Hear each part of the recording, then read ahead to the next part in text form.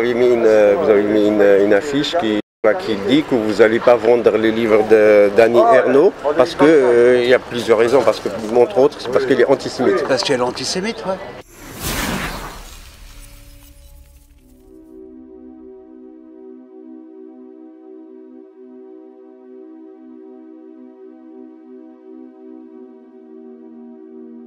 Inutile de perdre votre temps à me demander si j'ai des livres de Annie Ernaux.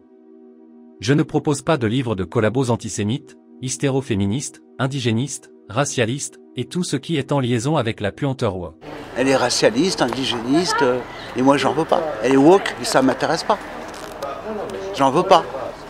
Et j'ai le droit de refuser de l'avoir chez moi. Parce que c'est moi qui décide ce que je vends ou ce que je ne vends pas. Personne ne pourra me dire ce que je dois faire ou ne pas faire. Personne. Il n'a pas été condamné. Non, c'est pas la question, elle n'a pas été condamnée. Mais j'ai pas envie de la vendre. Elle ne m'intéresse pas. Puis son écriture, c'est de la daube. Ça vaut rien du tout. Par éthique, vous devrez vendre toutes les apparitions. Non. L'éthique, c'est moi qui décide. C'est moi qui décide en fonction de mes idéologies. Et personne ne me dictera quoi que ce soit. Ceux qui vont m'imposer quelque chose sont des fascistes. Gérard Philot. Il voterait les euros fascistes. Il a écrit ça pour le... Ouais, ben lui-même, c'est un fasciste. Ouais, ça lui va bien, tiens. C'est un fasciste, ce mec. La France insoumise, c'est de la merde. Les premiers antisémites. Ils sont antisémites, ils sont racistes. Bien souvent, ils sont même homophobes. J'en ai rien à foutre de la France insoumise. Confirmation que les défenseurs de l'apartheid israélien sont des fascistes. Il y a un qui vous a écrit ça. Non, parce que la France insoumise et l'extrême gauche en général dit qu'en Israël, il y a l'apartheid. Et c'est un mensonge. Ça n'existe pas. Donc pour vous, il n'y a pas d'apartheid en Israël? Non, il n'y en a pas, il n'y en a jamais eu. Ça n'existe pas. Ceux qui disent ça sont des menteurs. Et ce sont des antisémites. Donc il n'y a pas d'apartheid? Non, il n'y en a pas.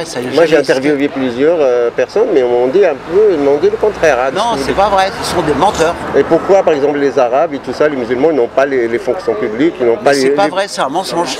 C'est un mensonge.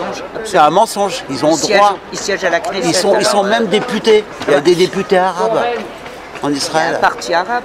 Il y a un parti arabe avec des députés arabes. Il y a des maires, des maires de villages, de villes. Le maire de la ville, donc, hein, pas la mère de mon copain. Le maire, oui, j'ai compris. Les maires de villes, de villages qui sont arabes. Et des députés. Il y a même un ministre arabe. Il y a un parti. Il y a un parti. C'est des mensonges, c'est de l'antisémitisme pur. C'est la France insoumise, non mais c'est la poubelle de la France. Ouais, mais Mélenchon, il a eu 22% quand même. C'est la poubelle. Comment ça y est alors? Il y a peut-être 22% de gens qui votent pour les poubelles. Ouais. Pardon? Il y a 22%. Non, madame, je ne suis pas d'accord avec vous. Non, il faut respecter les gens, il faut respecter les partisans de la France insoumise. Moi, je respecte pas les antisémites. J'ai rien dit contre eux, j'ai dit qu'il y en avait 22% qui votaient pour un parti poubelle. Je n'attaque pas les électeurs. Moi, ça m'intéresse pas. Bon, on pourrait dire la même chose sur Marine Le Pen, sur Zemmour. Je dis exactement la même chose. Bien sûr, pareil. Moi, je fais des livres du 19e siècle et début 20e. Pourquoi ne pas différencier la femme de l'artiste?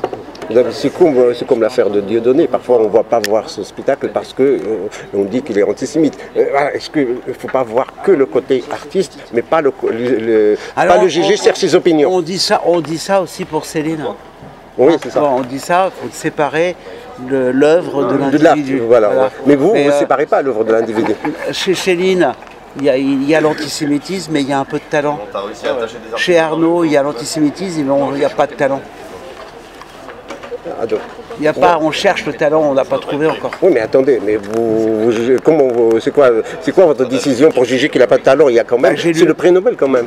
C'est pas une référence. Le premier prix Nobel ayant été Sully Prud'homme, vous connaissez Sully Prud'homme? Non. Sully Prud'homme, c'est le premier prix Nobel. 1901. Aucun intérêt. Ouais, aucun. Ouais. Donc vous mettez en doute la décision de l'organisation de. Mais ça n'a aucun intérêt. Prix Nobel. Ça n'a aucun intérêt. C'est des gens qui se réunissent et qui disent aujourd'hui, cette année, le prix Nobel, ça va être cette personne.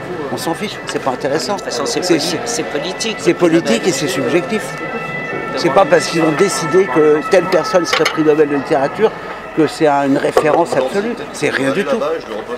Que vous faites le boulot d'Amazon. Je finis ma question, vous allez comprendre. Vous faites le boulot, ça veut dire qu'il y a des gens, ça veut dire que vous ne vendez pas ce livre ici chez vous, vous incitez les lecteurs à l'acheter à Amazon. Et on sait qu'Amazon, il fait comment on appelle ça, l'évasion fiscale. J'ai rien à voir avec Amazon. Hein. Oui, mais voilà, si vous ne le vendez pas, c'est que vous donnez la possibilité à quelqu'un d'autre de l'acheter sur Internet. Ça veut dire, ils peuvent aller l'acheter à la FNAC.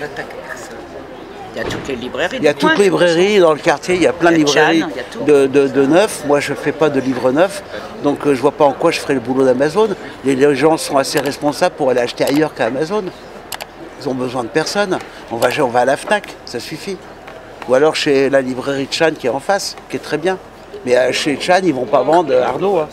Hein si. Mot de la fin. Donc là, en fait, il y en a beaucoup qui disent que vous êtes courageux, il y en a beaucoup qui disent que vous êtes fasciste. Oui, ben c'est très bien qu'ils continuent à s'amuser avec ça.